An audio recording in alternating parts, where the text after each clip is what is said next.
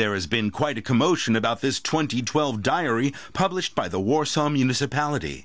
It has been on sale, and the city gave copies to its business partners shortly before Christmas.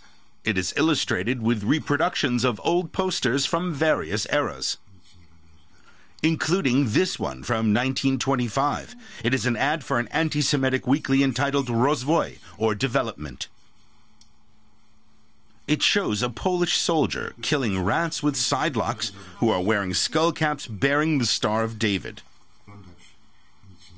The imagery is grotesque. The message clear. Poles drive out the Jews, protect the economy from Jewish traders and businessmen. There was no commentary accompanying or explaining the picture. Of course, it can spread an anti-Semitic message.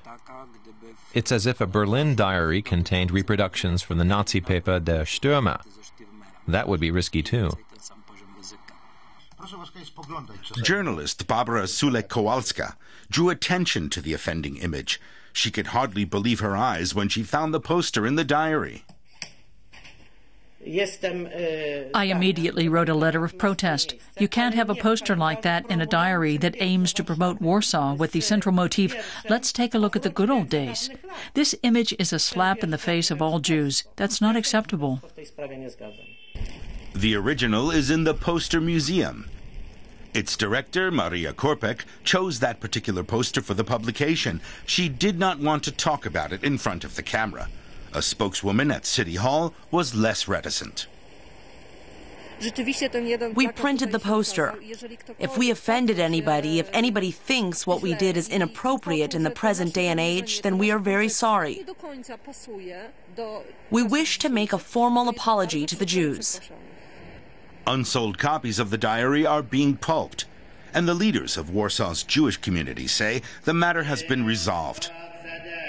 At this synagogue, people tell us that anti-Semitism is not widespread and that most Jews feel safe.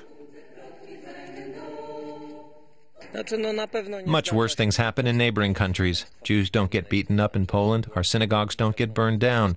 Nobody attacks you if you wear traditional garb, though there's as much anti-Semitic garbage on websites in Poland as elsewhere. His opinion seems to be shared by other Jews in Warsaw, where Jewish-style restaurants are not uncommon. The diary created waves, but the consensus appears to be it was bad, but not a catastrophe.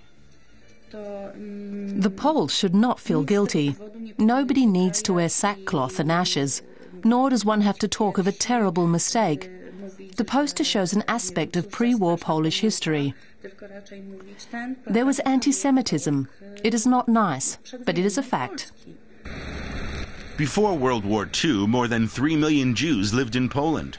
Nazi Germany murdered most of them. Crimes perpetrated by non-Jewish Poles against Jewish Poles were not discussed openly during the communist era. Then, in 2001, President Kwaśniewski apologized for the massacre in Jedwabne in 1941. I beg for pardon in my own name and in the name of those Poles whose conscience is shattered by that crime, in the name of those who believe that one cannot be proud of the glory of Polish history without feeling at the same time pain and shame for the evil done by Poles to others. That speech made a significant symbolic difference for Poland's Jews. Now they appear scarcely ruffled by the odd outburst of anti-Semitism. People at the Jewish community in Warsaw told us Poland is not an anti-Jewish country and that they are happy to be Polish Jews.